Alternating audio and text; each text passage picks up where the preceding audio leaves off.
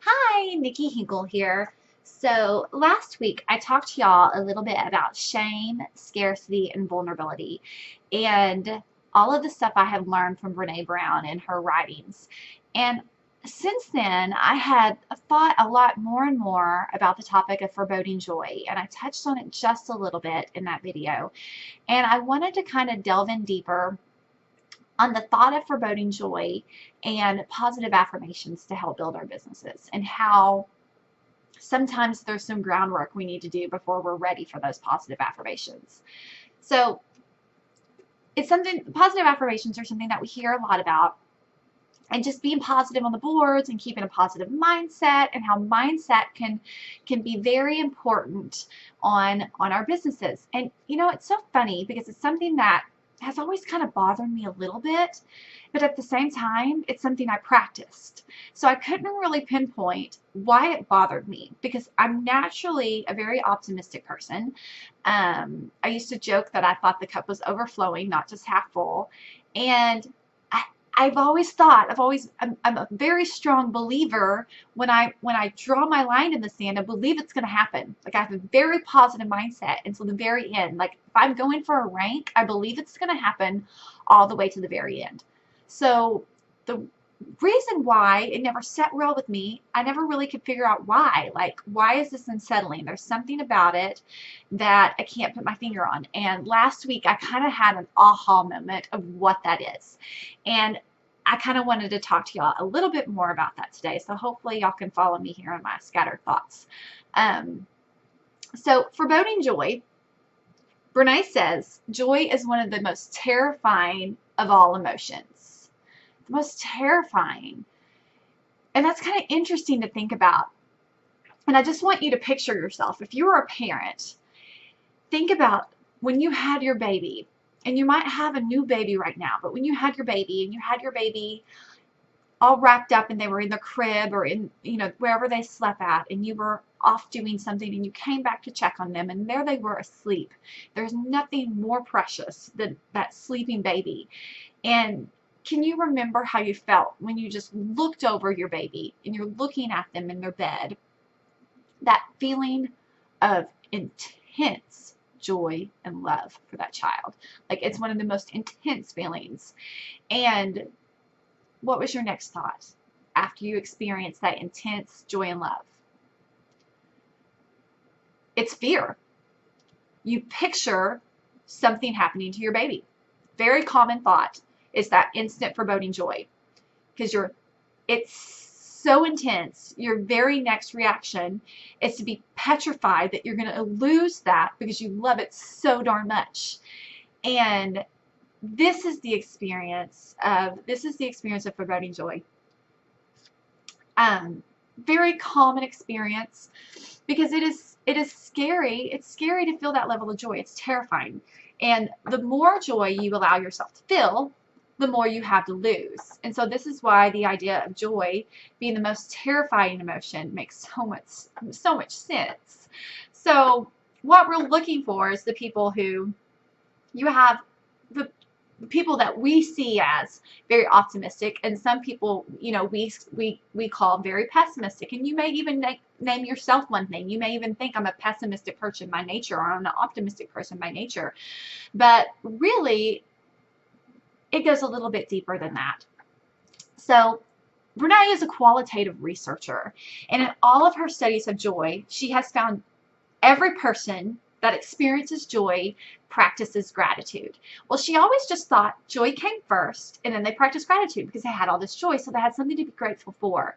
But the more that she studied, the more she realized gratitude comes first, joy comes second. So the person that experiences joy does so because they are a person that practices gratitude, not just feels grateful, but practices gratitude. So you have what we would call an optimistic person. They're in the situation where they're looking over their child, and they feel the intense love. Then they have this foreboding joy thought of something bad happening. Their very next emotion after that is gratitude. Oh my gosh, I am so grateful for this child. I'm so grateful for this child. Thank you, Jesus, for giving me this baby. Thank you, thank you, thank you, thank you, thank you. The person who we tend to call the pessimistic person.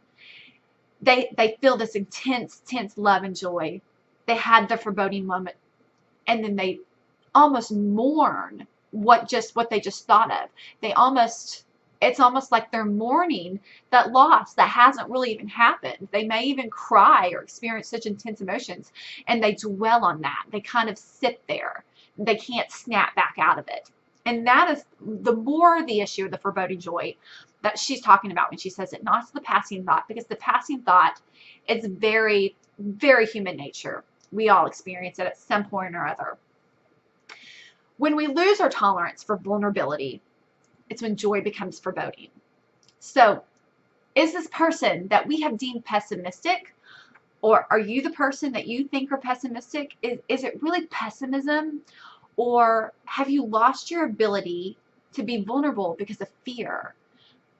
Are you putting a guard up so that you've lost this armor is so thick that you have fully lost your capacity to practice vulnerability? Because if you do so, you're exposing yourself. That's terrifying.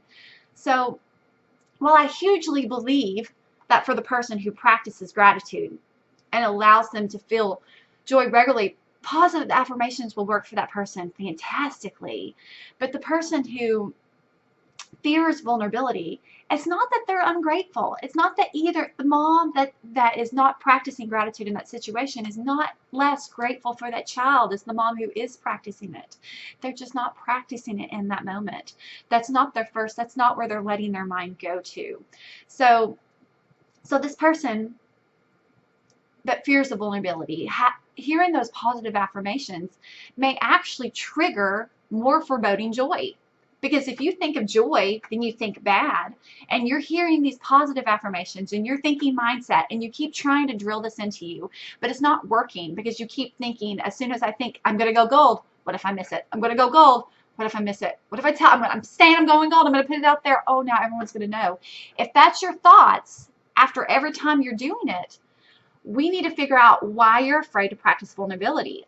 There's a deeper issue there that we need to get to before you're ready to hear those positive self-talks. Because if it's bringing you down every single time, it's not doing what we want it to do. So if you are fearful of being vulnerable and allowing yourself to feel joy, and you're one that constantly feels like something is going to go wrong at all times, something has to be going wrong, and if it's not going wrong, your first thought is, when is the bad thing going to happen? Everything's too good right now. When is the other shoe going to drop? If that tends to be your mind frame to things, I really want to challenge you to start practicing gratitude, not feeling grateful, because I'm not questioning whether or not you feel grateful. I'm sure you feel super grateful, but we want to practice gratitude in those moments that you start to forebode joy. So the next time you're in a situation, you feel joy, you feel happy, then you think of the bottom dropping out, go straight to gratitude. Go straight to gratitude. Do not let yourself dwell for even a half second.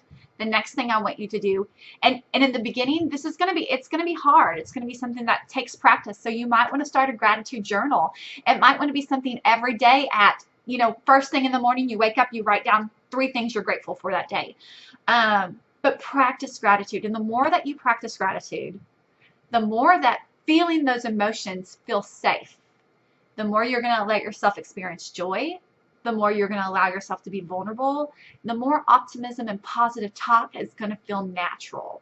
The more you're going to see things go your way, because you're going to allow them to go your way. Not because you've attracted necessarily anything to you, as much as you're opening yourself up to experience good things. So hopefully this was helpful for some of you. Thanks.